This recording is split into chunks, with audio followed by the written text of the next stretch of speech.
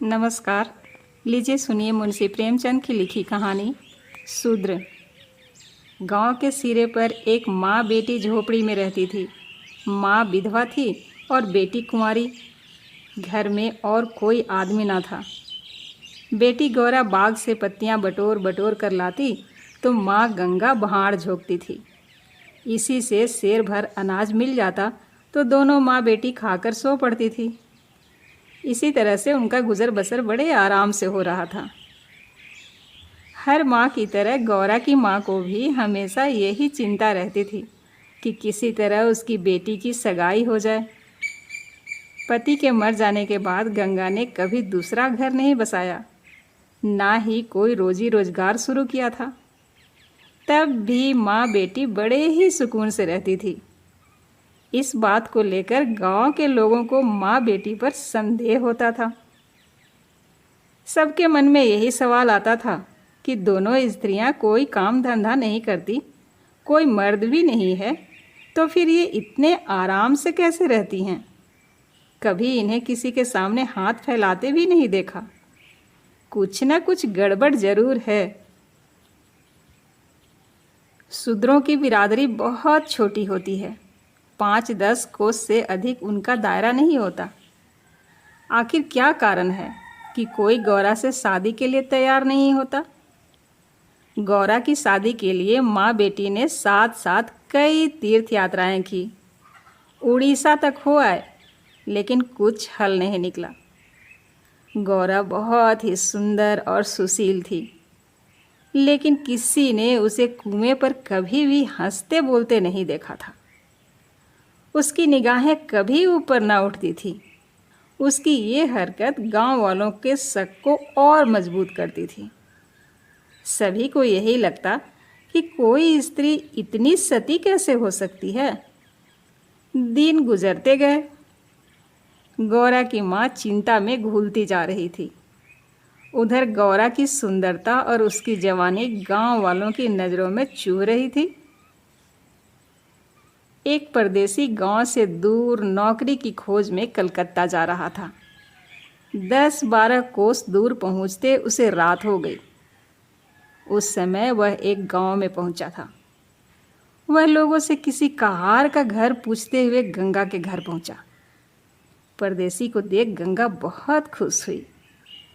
गंगा ने उस परदेसी से उसका नाम पूछा तो परदेसी ने बताया कि उसका नाम मंगरू है। इसके बाद गंगा ने मंगरू का खूब आदर सत्कार किया। उसके लिए अच्छे अच्छे पकवान भी बनाए।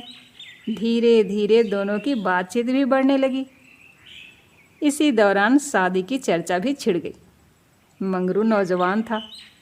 तभी उसकी निगाह गौरा पर पड़ी। गौरा एक सुंदर और शांत हाव भाव की लड़की थी, जिसे देखते ही मंगरू भी मोह में पड़ गया और वह झट से गौरा से सगाई के लिए मान गया। उसने 2-4 गहने खरीदे और कपड़े उधार लेकर सगाई कर ली। गंगा बेटी दामाद को अपनी नज़रों से दूर नहीं करना चाहती थी, इसलिए दोनों गंगा के साथ ही रहने लगे। 10-15 दिन भी नहीं बीते थे कि मंगरू के कानों में कई तरह की बातें पड़ने लगी। बिरादरी के अलावा दूसरी जाति के लोग भी कई तरह की बातें बनाने लगे। मंगरू इन अटकलों से परेशान हो गया था, लेकिन वह गौरा को छोड़ना भी नहीं चाहता था। 1 महीने बाद मंगरू अपनी बहन के घर गया। बहन ने खाना परोसा। मंगरू ने बहनोई को साथ खाने के लिए कहा। बहनोई बोला, तुम खा लो, मैं बाद में खा लूँगा। मंगरू को कुछ संदेह हुआ। उसने साफ पूछ लिया कि आखिर बात क्या है। बहनोई बोला, मैं तुम्हारे साथ खाना नहीं खा सकता। तुमने बिरादरी से बाहर शादी की है। किसी से ना कुछ पूछा ना कुछ बताया। जब तक पंचायत नहीं होगी मैं तुम्हारे साथ उठ बैठ नहीं सकता। तुम्हारी हरकत की वजह से मैं समाज से रिश्ता नहीं ख़त्म कर सकता। मंगरू को बहुत बुरा लगा। वह तेज़ी से उठा और ससुराल लौट आया। मन बेचैन था। उसने किसी से कुछ नहीं कहा। और रात के अंधेरे में गौरा को छोड़कर चला गया। इसी तरह कई साल बीत गए, लेकिन मंगरू का कुछ पता न चला। पति के गायब होने पर भी गौरा उदास न थी। वह खूब हंसती खेलती, मांग में सिंदूर लगाती, रंग बिरंगे कपड़े पहनकर तैयार होती थी। अपने पीछे मंगरू एक भजन की किताब छोड़ गया था। खाली समय में गौरा उसी किताब से कोई भजन गुनगुनाती रहती थी। पहले गौरा गांव की औरतों से ज़्यादा मिलती जुलती नहीं थी। दरअसल उसके पास उन स्त्रियों से बात करने के लिए कोई विषय ही नहीं होता था। गौरा के पास अब गृहस्थ जीवन की ढेरों बातें थी, जिसकी चर्चा वह गली मोहल्ले की औरतों के साथ करती थी। वह सभी को बताती कि मंगरू कितना अच्छा है, बहुत ही सहनशील है, उसे बहुत प्यार करता है, उसका हमेशा ध्यान रखता है। तभी वहाँ मौजूद एक स्त्री ने पूछ लिया, गौरा, मंगरू तुम्हें छोड़कर क्यों चला गया? तो गौरा कहती, मर्द कभी ससुराल में रह सकता है भला? बाहर जाकर पैसे कमाना ही मर्द का असली काम है। वहीं जब गौरा से कोई ये सवाल करता कि मंगरू खत क्यों नहीं लिखता, इस पर गौरा मुस्कुरा कर कहती, अपना ठिकाना बताने से डरते हैं, जानते हैं कि गौरा सामने आ पहुँचेगी। सच कहूँ तो मैं उनके बिना एक दिन भी नहीं रह सकती। एक सहेली बोली, तेरी बात हम नहीं मानते, जरूर मंगरू और तेरी लड़ाई हुई होगी, तभी इसी तरह बिना बताए वह तुम्हें छोड़कर चला गया। गौरा बोली, बहना, अपने भगवान से भी भला कोई लड़ता है क्या? जिस दिन ऐसी नौबत आएगी, मैं कहीं जाकर डूब मरूंगी। कई दिनों के बाद कलकत्ता से एक बूढ़ा आदमी आया और गंगा के घर पर रुका। उसने अपने आप को मंगरू का पड़ोसी बताया। उसने कुछ पैसे और 2 साड़ियाँ गौरा के हाथ में थमाई और बोला कि मुझे मंगरू ने तुम्हें लेने भेजा है। ये सुनते ही गौरा की खुशी का ठिकाना न रहा। वह फटाफट जाने के लिए तैयार हो गई। गांव की औरतों से मिल आई और सबको अपने जाने की खबर दे आई। बेटी के जाने से गंगा मायूस थी, लेकिन साथ ही बहुत खुश भी थी। रास्ते भर गौरा के मन में हजारों अच्छे बुरे ख्याल आते रहे। बीच बीच में उसे अपनी माँ के अकेलेपन की याद भी आ जाती। डर सताता कि बेचारी अम्मा अकेले कैसे रहेगी, सारा काम अकेले करना पड़ेगा। बूढ़ी अम्मा दिन भर रोती रहेगी। इसी उधेड़ बुन में रास्ता कट गया। लगभग 3 दिनों बाद गाड़ी कलकत्ता स्टेशन पहुंची। गौरा का दिल जोर जोर से धड़क रहा था। वह प्लेटफार्म पर उतरकर मंगरू का इंतज़ार करने लगी। बूढ़ा आदमी बोला, मैंने आसपास सभी जगह देख लिया, लेकिन मंगरू तो कहीं दिखाई नहीं दे रहा है। शायद अब तक आया नहीं है। गौरा घबरा गई। तभी बूढ़ा बोला, कोई बात नहीं, चलो हम डेरा पर चलते हैं। उसे मालूम न था कि हम कौन सी गाड़ी से आ रहे हैं। ऐसे में भला उसकी राह देखने से कोई फ़ायदा नहीं है। गौरा बात मान गई और दोनों तांगे पर सवार होकर चल दिए। यह पहली बार था जब गौरा गांव से बाहर निकली थी। उसकी आंखें इधर उधर चीज़ों को निहारने में लगी हुई थी। अचानक तांगा एक सुंदर और विशाल भवन के सामने रुका। गौरा उतरी और तेजी से सीढ़ियों के सहारे ऊपर चढ़ने लगी। मंगरू से मिलने की थोड़ी भी देरी उससे बर्दाश्त नहीं हो रही थी। तभी बूढ़े ने पहली मंजिल के एक कमरे की ओर इशारा करते हुए कहा, यह रहा मंगरू का कमरा, जाओ, वह अंदर ही पड़ा होगा। गौरा अंदर गई, लेकिन कमरे में कोई नहीं था। कोने में खाट और 4-5 बर्तन पड़े हुए थे।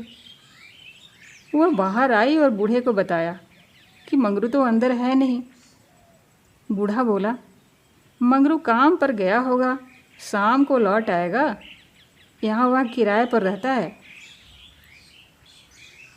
कमरे में मंगरू को न पाकर गौरा थोड़ी मायूस हो गई, लेकिन शाम को मिलने की सोचकर मुस्कुराई और साफ सफाई में लग गई। उसने कमरे में झाड़ू लगाया, बर्तन धोए और नहा धोकर शाम का इंतजार करने लगी। राह देखते देखते देर शाम हो गई, लेकिन मंगरू का अब तक कोई पता न था। गौरा का मन फिर घबराने लगा। घना अंधेरा छा गया था, परंतु कमरे में एक दीपक तक न था। जब भी किसी की आहट होती तो गौरा को लगता मंगरू आया होगा, लेकिन दरवाजे पर कोई दस्तक न होती थी। कुछ देर बाद दस्तक हुई। गौरा दौड़ी और दरवाज़ा खोला। सामने वही बूढ़ा खड़ा था। गौरा बोली, वो अब तक आए क्यों नहीं? बूढ़ा बोला, अभी मैं मंगरू के दफ्तर से ही लौटा हूँ। साहब ने बताया कि मंगरू का ट्रांसफ़र हो गया है। मंगरू ने साहब से कई मिन्नतें की, लेकिन किसी ने उसकी एक ना सुनी और दूसरी जगह भेज दिया। मैं दफ्तर से उसका नया पता ले आया हूँ। कल सुबह तुम्हें जहाज़ पर बैठा दूंगा, फिर तुम अपने मंगरू के पास चली जाना। गौरा घबराकर बोली, जहाज़ में? कितने दिन का सफ़र होगा? बूढ़े ने कहा, कम से कम 8-10 दिन तो ज़रूर लगेंगे, लेकिन घबराओ मत, तुम्हें कोई परेशानी नहीं होगी। तय बात के मुताबिक अगले दिन गौरा बूढ़े के साथ मंगरू के पास जाने के लिए निकली। बूढ़े ने उसे जहाज़ पर बैठाया और विदा किया। जहाज़ जैसे जैसे किनारे से अलग हो रहा था, वैसे वैसे गौरा को लग रहा था कि अब उसकी अम्मा, गांव सब पीछे छूट रहा है। चारों ओर पानी पानी देख गौरा का मन अजीब सा हो रहा था। अनजान जगह में मंगरू को वह कहाँ खोजेगी, यह सोच सोच कर उसका दिल बैठा जा रहा था। जहाज पर कई स्त्रियां और पुरुष सवार थे। गौरा उन्हें देख और उनकी बातें सुन रही थी। तभी उसकी नज़र एक कोने में अकेली बैठी स्त्री पर पड़ा। गौरा ने हिम्मत करके उसके पास गई और पूछा, कहाँ जा रही हो बहन? ये सुनते ही स्त्री की आंखें डबडबा गई। बोली, मुझे नहीं मालूम कि मैं कहाँ जा रही हूँ, बस जहाँ भाग्य ले जाए वहाँ चली जा रही हूँ। तुम कहाँ जा रही हो? गौरा बोली, मैं तो अपने मालिक के पास जा रही हूँ। स्त्री झट से बोली, बहन, कोई तुम्हें बहला फुसला कर लाया है। तुम किसके साथ यहाँ आई? गौरा ने कहा, मुझे एक बूढ़ा ब्राह्मण यहाँ बैठा गया। मैं तो अपने पति से मिलने कलकत्ता आई थी। स्त्री बोली, वो किनारे पर जो लंबा दुबला पतला सा बूढ़ा था, जिसकी एक आंख फूली हुई थी, वही? गौरा ने कहा, हाँ बहन, वही। स्त्री बोली, बहन, उसी दुष्ट ने मेरा जीवन बर्बाद किया है। भगवान करे उसकी 7 पुश्तों को नरक नसीब हो। उस कपटी के कारण मैं किसी को मुंह दिखाने लायक नहीं रही। अब जा रही हूँ मिस्र देश, वहीं मेहनत मजदूरी करके गुजर बसर करूँगी। ये सब सुनकर गौरा के मुंह से बोल न फूटे। वह सोचने लगी कि अब क्या करूँगी। उसे अपनी माँ, अपने गांव और सहेलियों की याद आने लगी। कुछ क्षण बाद हिम्मत करके बोली, अब क्या करें बहन? स्त्री बोली, अब यह तो वहाँ पहुँचने के बाद ही मालूम चलेगा। यह कहते कहते वह जोर जोर से रोने लगी और अपना दुख बताने लगी। गौरा ने हिम्मत दी तो स्त्री ने बताया कि शादी के 3रे साल में उसके पति की मौत हो गई थी। पति के ख्यालों के साथ वह किसी तरह जी ही रही थी कि एक रोज़ पापी बूढ़ा वेश बदलकर भिक्षा मांगने आया। उसने सन्यासी का रूप धारण किया हुआ था। मैं उसके जाल में फंस गई और आज मेरी यह दुर्दशा है। इसने मुझे पति से मिलवाने का लालच दिया। मैं बेवकूफ़ पति से मिलने की चाह में इस बहरूपिया की बात में फंस गई और इसके साथ चल दी। आगे की कहानी मुझे नहीं मालूम। अगले दिन जब मुझे होश आया तो मैं घर भी नहीं लौट सकती थी। अब बूढ़ा मुझे यहाँ ले आया और जहाज़ पर छोड़ गया है। स्त्री की बातें सुनकर गौरा को समझ नहीं आ रहा था कि वह क्या प्रतिक्रिया दे। वह बिल्कुल मौन हो गई थी। मंगरू से मिलन का सपना एक झटके में टूट गया था। गौरा को इस हालत में देख स्त्री बोली, भगवान पर भरोसा और साहस रखो बहन। हिम्मत पाकर गौरा बोली, मुझे अब तुम्हारा ही सहारा है। मैं और तुम दोनों अब साथ ही रहेंगे। स्त्री कुछ न बोली। दोनों एकटक नीले आकाश की ओर निहारने लगी। कई घंटों बाद जहाज किनारे पर पहुंचा। सभी यात्री उतरने लगे। तट पर मौजूद एक आदमी सभी यात्रियों के नाम लिख रहा था। अब गौरा के उतरने की बारी थी। जैसे ही उसने पांव नीचे रखा, वह चौंक गई। उसके शरीर में करंट दौड़ गया। वह जड़ बन गई। ना कुछ बोल पा रही थी, ना ही पीछे से आवाज़ दे रहे यात्रियों की बात सुन रही थी। ऐसा लगा मानो दुनिया रुक गई हो।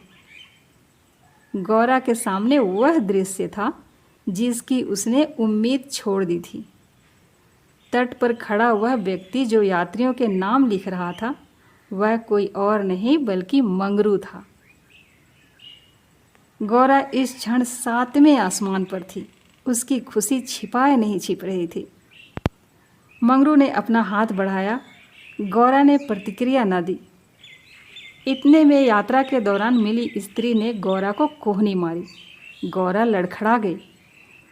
मंगरू ने उसे थाम लिया। स्त्री बोली, क्या हुआ? इस आदमी को पहचानती हो? गौरा बोली, बहुत अच्छी तरह से। यही तो वो हैं जिनसे मिलने के लिए मैं घर से निकली थी। स्त्री बोली, अच्छा, तो ये तुम्हारे पति हैं? अब तो तुम मेरे साथ ना आओगी, मुझे भूल जाओगी? गौरा ने कहा, क्या ऐसा भी हो सकता है भला? तुमने मुझे सहारा दिया है। मंगरू इन दोनों से दूर अपने काम पर लगा हुआ था। वह यात्रियों से जानकारियां जुटाने में व्यस्त था। गौरा कोने में खड़ी मंगरू को निहार रही थी। कुछ देर बाद उसका काम खत्म हुआ और वह गौरा के पास आया। मंगरू ने पूछा, तुम कौन हो? क्या नाम है तुम्हारा और कहाँ से आई हो? गौरा मंद मंद मुस्काई और बोली, गौरा नाम है हमारा, मदनपुर बनारस से आए हैं। मंगरू ने उसका हाथ थाम लिया और आंखों में आंसू लिए बोला, भला तुम यहाँ कैसे आई? गौरा ने उसके आंसू पोंछे और चौंक कर बोली, तुमने ही तो बुलावा भेजा था, सो मैं आ गई। मंगरू को समझ नहीं आया कि गौरा क्या कह रही है। उसने बोला, मैंने कब बुलावा भेजा? भला मैं तो पिछले 7 सालों से यहाँ कैद हूँ, चाह कर भी घर नहीं जा सका। गौरा घबरा कर बोली, तुमने बूढ़े को नहीं भेजा था मुझे लाने के लिए? मंगरू बोला, नहीं, बिल्कुल नहीं। गौरा का मन छोटा हो गया। उसने इस जवाब की आशा न की थी। गौरा गुस्से में बोली, मैं कल ही यहाँ से चली जाऊंगी, मुझे तुम पर बोझ नहीं बनना। मंगरू बोला, अब तुम यहाँ से अगले 5 सालों तक कहीं नहीं जा सकती गौरा, यही यहाँ का नियम है। गौरा बोली, ठीक है, फिर मैं अलग रहकर अपना पेट पाल लूँगी, लेकिन तुम पर भार न बनूंगी।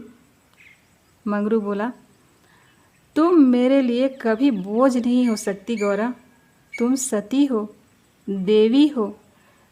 जिस बूढ़े आदमी ने तुम्हें बहकाया, उसी ने मुझे भी यहाँ भेजा है। आओ मेरे साथ, मेरे ठिकाने पर चलो, वहाँ आराम करके फिर आगे बातें होगी। यह स्त्री कौन है तुम्हारे साथ?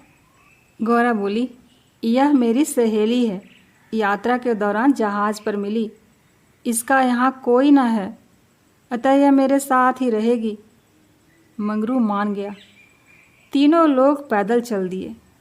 तभी सामने से 2 लंबे चौड़े शरीर के आदमी आते दिखाई दिए। मंगरू के पास आकर दोनों आदमियों ने बोला, आज से ये दोनों औरतें हमारी। मंगरू के क्रोध का ठिकाना न था।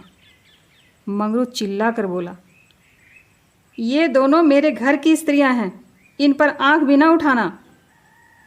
दोनों आदमी ठहाके लेकर हंस पड़े। मंगरू का गुस्सा और बढ़ गया।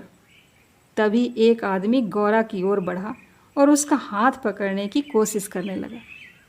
मंगरू जोर से चिल्लाया, छूना मत, वरना अच्छा नहीं होगा। दोनों आदमी सहम गए और बाद में देख लेने की धमकी देकर आगे निकल गए। मंगरू, गौरा और उसकी सखी आगे बढ़ गए। मंगरू बोला, इसलिए मैं कह रहा था कि ये जगह तुम जैसी औरतों के लिए नहीं है।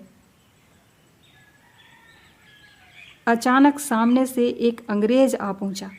उसने मंगरू से कहा, जमादार, ये दोनों औरतें आज से मेरे कोठे में रहेंगी।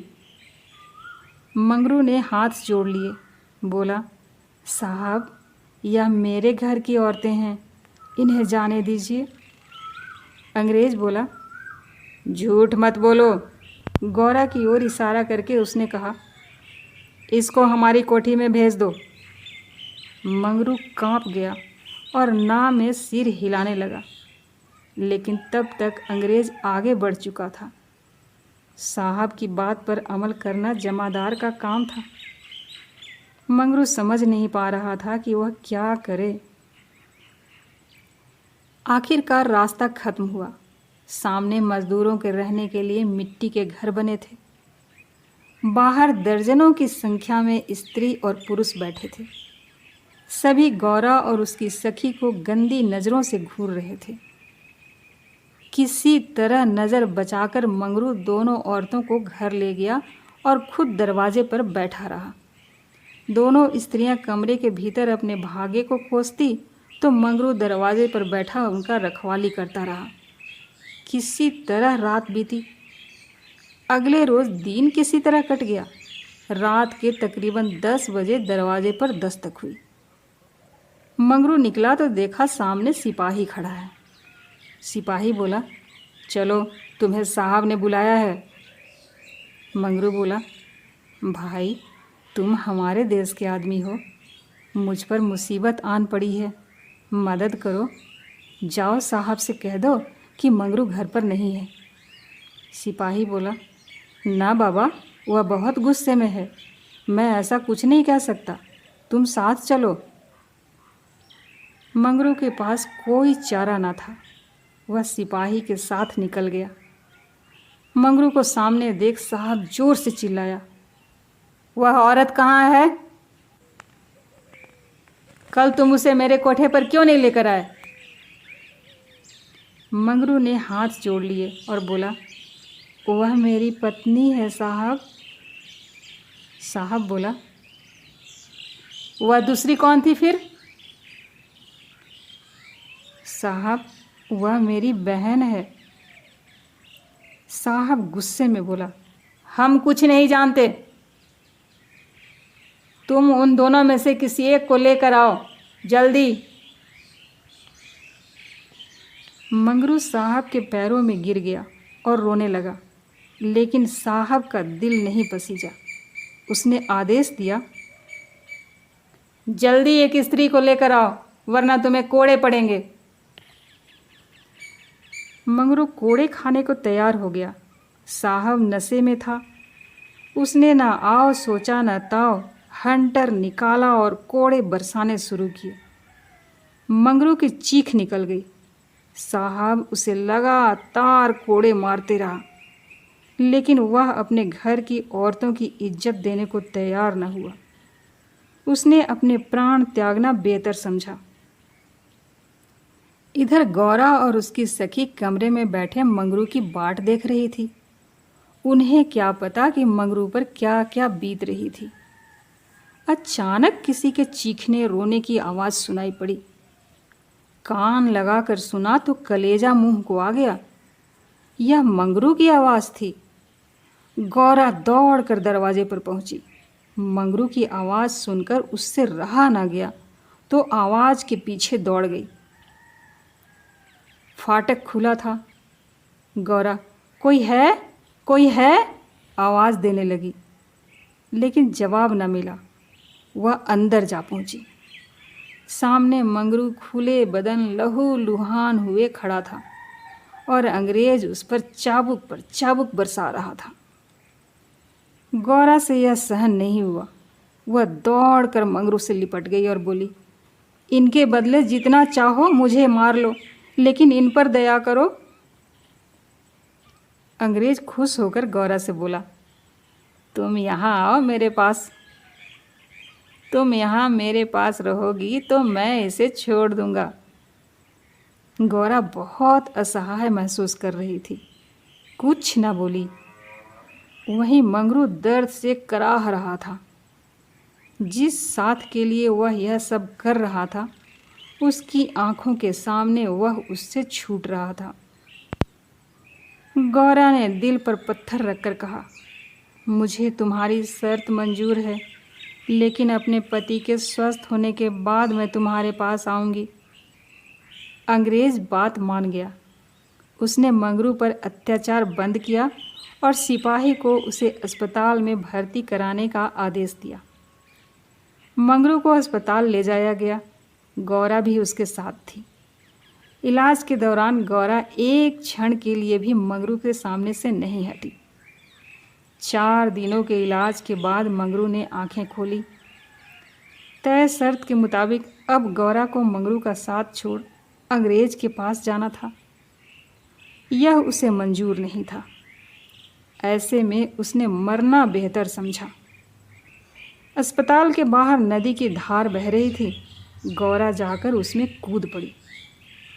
आनन फानन में एक अस्पताल कर्मचारी दौड़ा मंगरू के पास आया और गौरा के नदी में कूदने की सूचना दी। मंगरू की आंखों के सामने अंधेरा छा गया। उसे कुछ समझ नहीं आया कि क्या करे। दौड़कर नदी के सामने पहुंचा और छलांग लगा दी। जीते जी जो कभी साथ नहीं रह पाए, अब वे दोनों परलोक की यात्रा में साथ जा रहे थे। तो यह थी मुंशी प्रेमचंद की लिखी कहानी शूद्र। अच्छा, हम चलते हैं और एक नई कहानी के साथ फिर मिलते हैं। धन्यवाद।